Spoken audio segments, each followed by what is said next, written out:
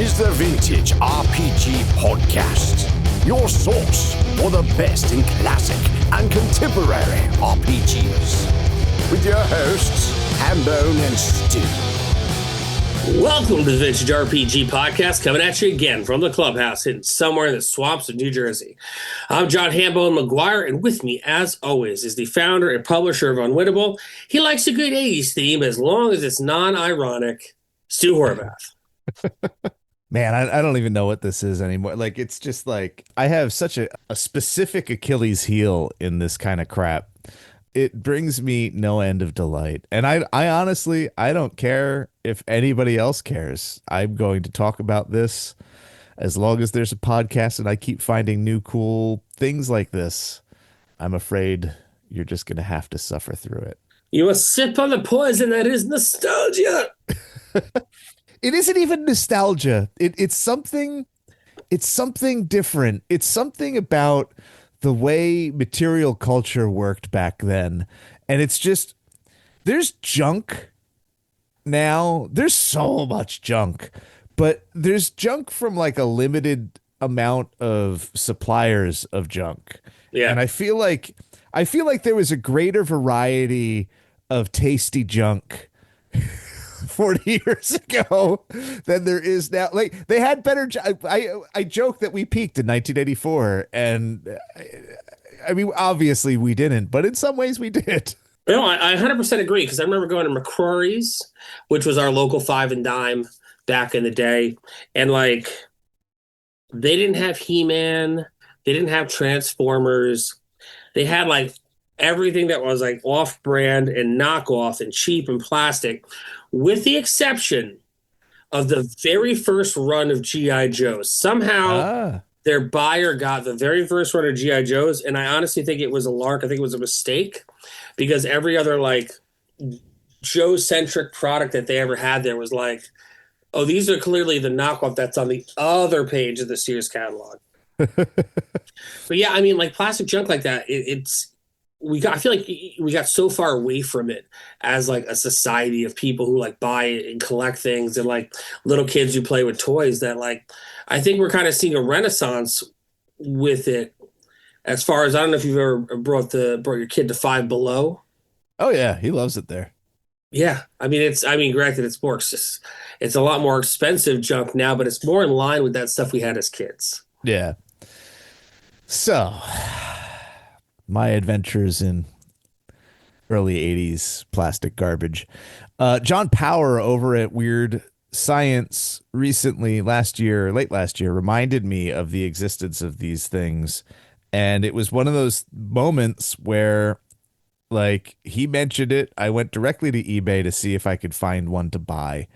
And I found a set of them. I've never seen a set of them. It was a reasonable price. I bought it immediately, and I've been happy about it ever since. We've talked a little bit about Imperial Toys. They made the Dragons and Daggers line of fantasy. It was a broad knockoff of fantasy. They had the large-scale single-piece monsters that you could stick a Masters of the Universe onto to ride, sort of like they were scaled to match like Cringer or Battle Cat, or what was the Panther? I'm going to Google it now. It's not Panther, because I'm pretty sure that was a Thundercat, but they were that scale. And it was Panther. It was Panther? Really? Yes. God, Masters of the Universe is so stupid. Yes, but it predated Thundercats, because for Thundercats it was Panthro. Oh God, it wounds me. It's so stupid. But great. So yeah, they had a line of those. They had just some generic monster toys. I think for me, the most famous or the most memorable was this stocky two-headed dragon toy that was sort of like, I don't know, 6 inches tall, and they came in sort of like multiple variants of airbrushed color, ranging from like green to blue to sort of violets. They had a helmet and a sword set. I have the one catalog. It is literally my most treasured possession in the collection, the Imperial Toys catalog from 1983. Because it has like it's clearly, the art is sort of clearly riffing on Clash of the Titans to a degree. There's a Pegasus on the front cover, and then there's also dragons from the Monster Manual, just totally ripped off. I think they all have extra heads. The one is definitely a red dragon with 2 heads, and they might just use the green dragon, Sutherland's green dragon. I think that they actually ripped them off the rub down transfer versions. TSR produced these rub down transfers that you stick it down on a piece of paper and you use a plastic pencil, and it transfers this color art to your paper, and you could it's sort of like a cheap version of color forms or something like that. But they redrew all of this art from the Monster Manual and the Fiend Folio. And I had these as a kid, and they kind of resonate for me a little stronger than the Monster Manual art because they're color and they're different. And I didn't realize how different they were until I got them again, 7 years ago. But I think that there's evidence if you look at those rub down transfers, it's likely that Imperial Toys ripped those off which makes sense. They were probably mass produced in China, and they probably saw those designs and were just like, we'll use that. The likelihood of them seeing the Monster Manual is kind of vanishingly slim because they were printed in the US, I think, in smaller quantities. They just weren't a mass market item. Anyway, so one of the things that they made as part of this Dragons and Daggers line of junk toys were tray puzzles, which are about, 1, 2, 3 inches by 3 inches square.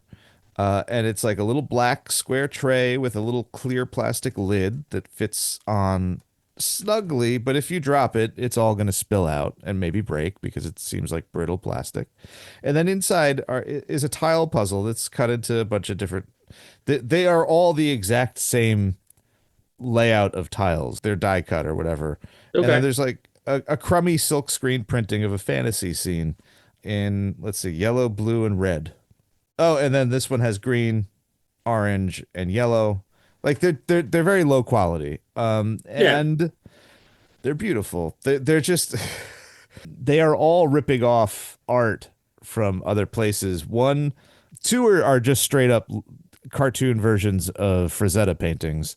One combines the Black Dragon illustration from the Monster Manual and one of the knights who is fighting the Boule on the title page. Oh, love it. So they're squaring off on one. And then there's one that's just this yelling barbarian that I think is a composite of Frazetta illustrations. One is a Conan. Well, they're both Conans, but one's like Conan in battle. And then I think it's the one with he's got the funny helmet. But the axe is definitely taken from the battle against the Frost Giants painting. Dust used as a album cover. The axe is clearly one of theirs. And I just found online, because, I'm addicted to this crap. They did a puffy sticker line that has a bunch of other stuff. So the guy fighting the snake is one of the puffy stickers. It is also one of the puzzles. Frazetta's Eowyn is there. The 2-headed dragon is there. I think this guy with the axe puffy sticker is one of the. I think it is actually the Frost Giant fella from that painting with the same axe. It's just great. John Carter of Mars is here. They're great. They're just crap. But they're so graphically like bright and colorful, and there's something about them that I just they scratch an aesthetic itch. Stuff like this just doesn't exist today. If you saw it today, it would have a digital sheen. It would probably be AI, unfortunately, but just the flagrant ripping off of somebody else's art. I find it so delightful because it's just like, it's not like Frazetta was some unknown dude. He was the biggest, most important, most famous fantasy artist of the last 30 years at that point. Like, he had movies based on his art, Yeah. Not only did they do that, but they got away with it too. I don't think that Frazetta was ever aware of it or sued. If he was, I would love to see the filings. But there's more to this story. Tell me more. Tell me more. So because I bought these things and I was, instantly in love with them, I started to look around for some other stuff because I was actually surprised that these were tray puzzles. I thought in my head, like when John mentioned these, I was sort of like, oh yeah, those slide puzzles. They're not slide puzzles. Do you remember what you know what I'm talking about? When like the Magic Square slide Oh, I puzzles? love those slide puzzles as a kid. They were so Yeah. dope because like again, going back to like when you could just get stuff that was like cheap and kind of crappy. Like I feel like there was a time between like 1980 and 1984 that like every kid's birthday party I went to, one of the things in the goodie bag was always the slide puzzle. Yes. And And like there was everything was printed on those things. Like oh yeah, sports teams and Muppets and as it turns out, some Dungeons and Dragons stuff. yeah, I had a pretty sick Skeletor one back in the day. Yeah, they were great. My kid gets them now periodically, but they're like smaller and cheaper somehow. Which seems impossible. My confusion over the tray puzzles was that because Dungeons and Dragons made three, as far as I'm aware, of these slide puzzles. And when I got them, I was just like, wow, these are actually kind of way more substantial than I remember. Like the plastic is pretty solid and they're higher quality garbage than I remember. And also very difficult. Like once you get them away from the original state that they're in, they are shockingly hard to get back there without having to pull it out and kind of put it back together yourself. Yeah, and there is a method for pulling them out, which I remembered. Yeah. As soon as I got it in my hand, I was like, I could take this whole thing apart if I wanted to. Now, did the one you recently got? Did it have the little circle little circle thing that goes in there to keep it all in place? It did not. Neither of them do. First to go. Anytime you got one of those, gone. Yep. Like right on the floor of the car. Mm-hmm. So there was three of them that I know of, that I'm aware of. Two of them are based on Elmore art. One is this is sort of an odd one. It's the cover to the Endless Quest Revolt of the Dwarves, where it's a bunch of dwarves on horseback riding like at the viewer. And I think that I don't own that one, because I just don't like that painting. I never did. Yeah. I like dwarves on horseback. What? Which it just amounts to just like a bunch of bearded guys on horseback. But I think that it reduces it to just the main focus rider sort of running out, and it just I don't care about it, so I didn't buy it. The other one that is definitely Elmore is the one that you expect. It's the cover to the 1983 Basic Rules, but it's just the dragon, and that's important. It's just the dragon, and because the warrior isn't there, there's sort of and he would sort of be in the lower area where the circle wants to be in the finished picture. So you get more treasure. There's a big treasure chest, and there's also a skeleton who looks like maybe he is the warrior from the actual painting, because he does have a sword and a horned helm.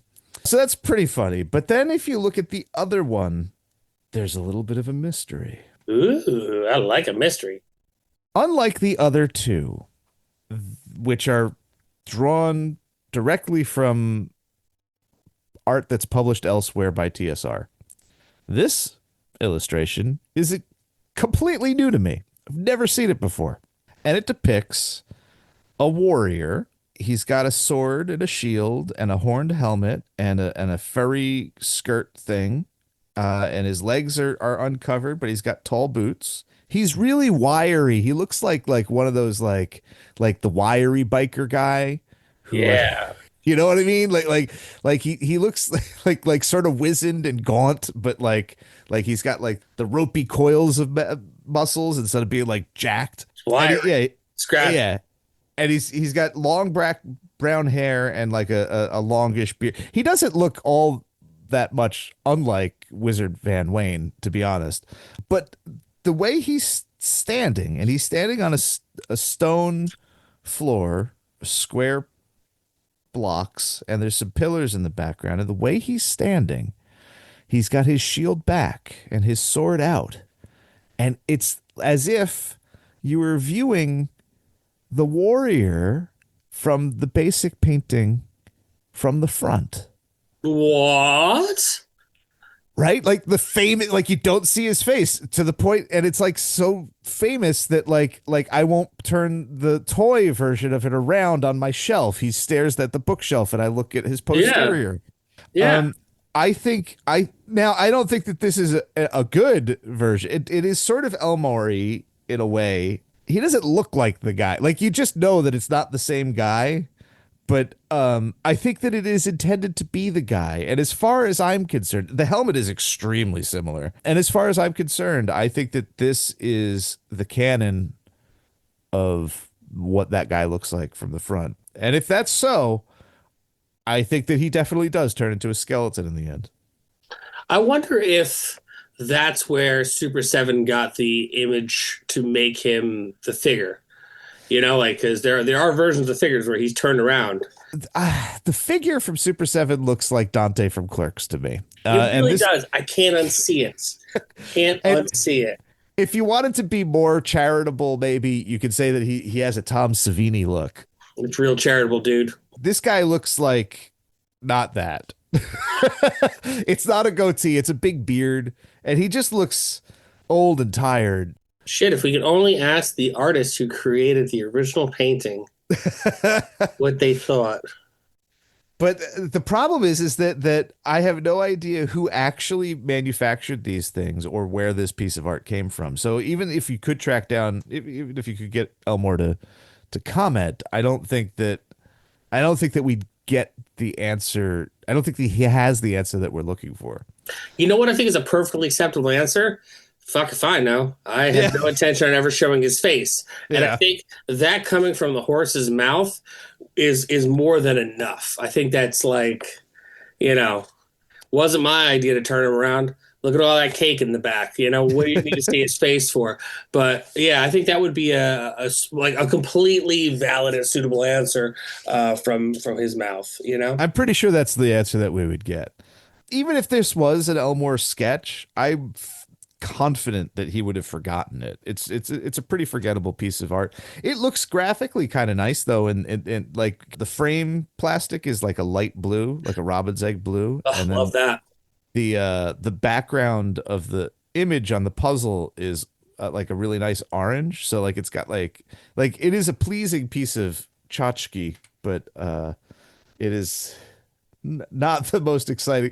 It's sort of like, you remember the sexist cartoon where like there's like the daughter of the chief, and like they start at the feet and like she's all curves, and then like you get to the head and she's just like got like, Yeah, it looks like a horse or whatever. yeah. It's sort of the equivalent. It's like you got this guy in the Elmore painting, and you're just like, oh man, that's a strapping young fella. And then you turn around, it's just like, ugh, he got some miles on him, Yeah, Like, yeah, yeah. but yeah. So that's where I'm at. Junk plastic has solved the riddle of what the fella on the basic box set looks like. Well, I will tell you, make a small pivot here, something that has to do with the 80s, but something that is completely modern and satisfied me in a way that I don't know that I've been satiated since they made movies like this. I saw last night the new version of Deathstalker. Mm. It's done by Steven Kostansky, who did Psycho Gorman, did The Void, did Freddy Frico.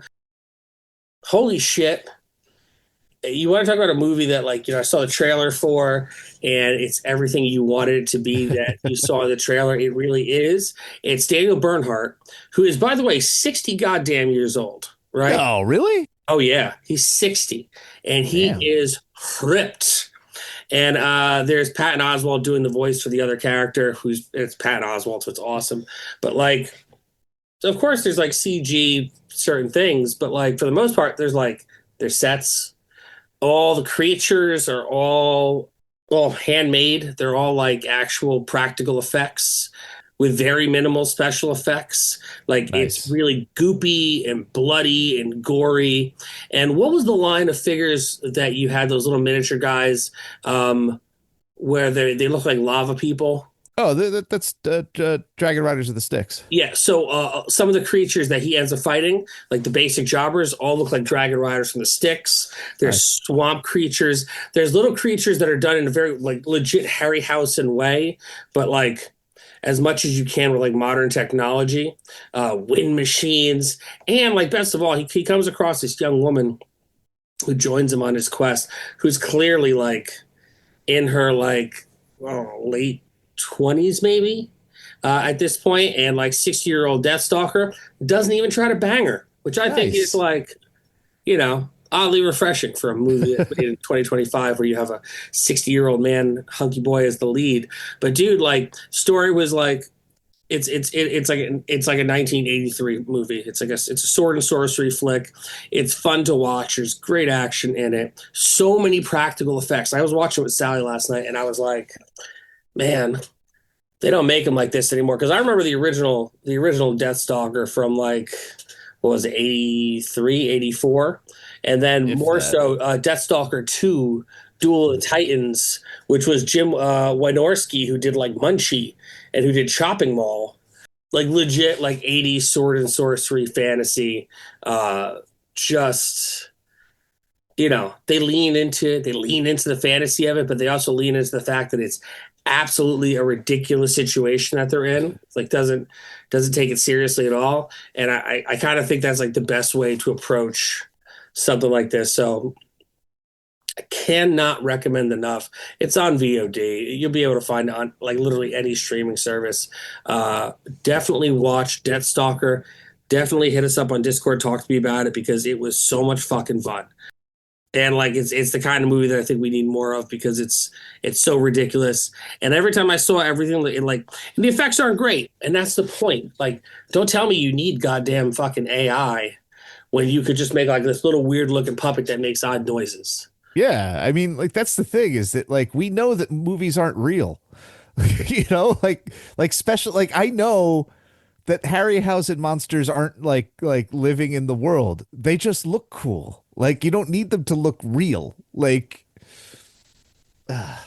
It's just, but it scratches that itch that like listen, I thoroughly enjoyed the new Dungeons and Dragons movie that they made, the big box office one they put a whole bunch of money into. Bro, this is so much better. Like this is what like D&D fantasy to me should look like. There's like fucking traps and there's things and they got to explore stuff, and it just gets fucking weird. So Deathstalker, go watch it. It's super fun. The original poster that they put up for it does not do it justice because it's just him being all flexy, but like the alternate poster, there's the whole cast on it, and you can see like the kind of like silliness. Evil has many names. Adventure only has one. Deathstalker, ridiculous swords. Like, I mean, granted, the character that they have Patton Oswalt looking like, it does look like a 1-for-1 of yogurt for Spaceballs, but yeah, dude, it was just fun. It's like you can have fun and make movies still. You don't need all this bullshit. But yeah, that's my soapbox for the week. Go watch Deathstalker. nice. I got it. I gotta check it out. I've been wanting to check that out, and then the new Toxic Avenger. Like New both, Toxic Avenger is great. just like similar levels of schlock, I feel like. It is so goddamn funny, the new Toxic Avenger.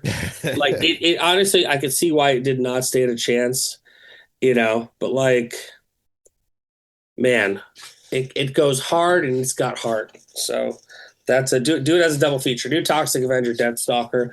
Pretend you're a kid in the 80s again, renting the videos that your parents don't know you're renting. Tell them it's PG-13, but you know better. They're both unrated, so they're both real goofy.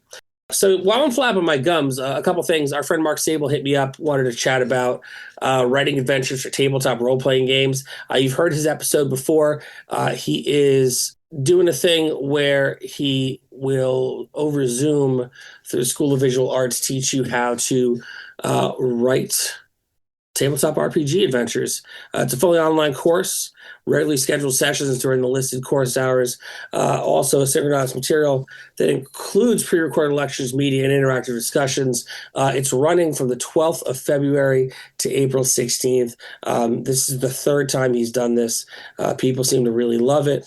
It is a continuing education course at School of Visual Arts in New York City. Mark's a great dude. Mark's a great writer. And Mark, sorry, we could not get this on sooner. We took most of December off, and then we've been sick. I'm still sick, but definitely, you'll find links for it in the show notes. If you listen to Mark's episode, you can learn in depth about it more. But writing adventures for tabletop role-playing games, February 12th to April 16th. It's going to be a real good time from a real good teacher, Mark Sable. Shout out to our buddy Mark Sable. Other thing I want to mention, it's Zine Month right now. I don't have anything going on, but I've got some cool projects I want to bend your ear about. First and foremost, friend of the show, Zog. Man, me and you, Stu, been trying to get to play this game for so long. I know can't get it together. But Zog came out with Blackout in Crater Valley for DCC. It's a VHS era slasher, and I had so much fun playing this adventure. I think it's a high watermark for what you can do with like DCC rule set. And he's back again, this time on Kickstarter for Return to Crater Valley. Another love letter to VH era slash films, 80s and 90s nostalgia, and DIY music subculture, Cthulhu mythos, utilizing again the Dungeon Crawl Classics RPG system. So he's one of those creators that, like, I know when he puts something out, he puts it all into it, doesn't leave anything on the table. And I loved Blackout in Crater Valley. So this is a must back for me. You can get notified of launch on that right now. The other thing also, people really do love that Shadow Dark. So our friend Josh Yoder and Tiger Wizard teamed up to do Dungeon Death, a 16-bit rules for Shadow Dark. Crazy concept. You play as ragtag group of 90s teens trapped inside a deadly fantasy video game, fighting to survive and searching for a way home. It's a third-party publication compatible with Shadow Dark. It's inspired by Jumanji, Tron, anime, manga, and lit RPGs. And the art is extraordinary. Tiger Wizard did the art, and it's done. It just literally what they're backing it for right now is the money to print it. So this is going to be a quick turnaround. Definitely check that out. There's a ton of great zines and other projects going on right now for Zine Month. Zemo, I don't know. There's the Zine Quest on the Kickstarter. There's the Zine-a-Palooza or whatever it is on the backer kit. Wherever you see a cool project, back it. Independent creators, trying to make that magic happen. Zine Month 2026. So this has been another amazing episode of the Vintage RPG Podcast. Stu, where can people find you on the internets? They can find me on vintagerpg.com. I've been posting a lot about miniatures lately. This past Saturday will have marked the last of my photo archiving of my miniatures, focusing on my orc army, which I really love those little guys. They're really great. So lots of pictures of painted miniatures over the last 5 weeks. Very cool. Yeah, I've painted a lot of miniatures. It's pretty wild having looked back at it all. The cool thing about the orcs post is that I did everything year by year except for the orcs, who I did in one thing. So you could really see like the advancement of like how I learned how to paint better over the course of as you scroll down, you're just like, whoa, these look much better than the ones at the beginning. And next week, if all things are equal, I will have a lengthy beginner's guide to painting, so that folks can hopefully not be intimidated by the hobby and get into it if they're interested in painting a bunch of little screaming guys. Love it. Well, very cool. You can find me across the internet at John McGuire RPG, mostly on Instagram. I think it's kind of the only place I post. If you're interested in picking up some of my fine literary products, you can do so over at hamandeggpublishing.com. That's the spot where we got all the stuff that I've written with Gio Colazzo, Brian Shutter, by myself, with my friends, things that we've made for 321 RPG, 5 Alive RPG. We've got novels there. We've got a little bit of everything. hamandeggpublishing.com. If you like the show, don't forget to rate, review, and subscribe. Your reviews really do help all listeners to find us. And if you really like the show, oh man, my breathing sucks. I definitely, you know what? I got to tell you, the doctor was like, no, it's not COVID. No, it's not pneumonia. No, it's not the flu. Man, it was certainly something heavier than a cold because I am beat up.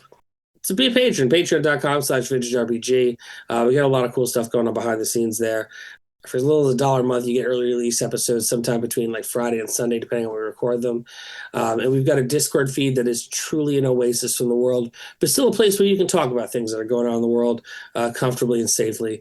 Patreon.com/vintagerpg. So for Stu Horvath, I'm John Hambone McGuire. May the dice always roll in your favor. Take care.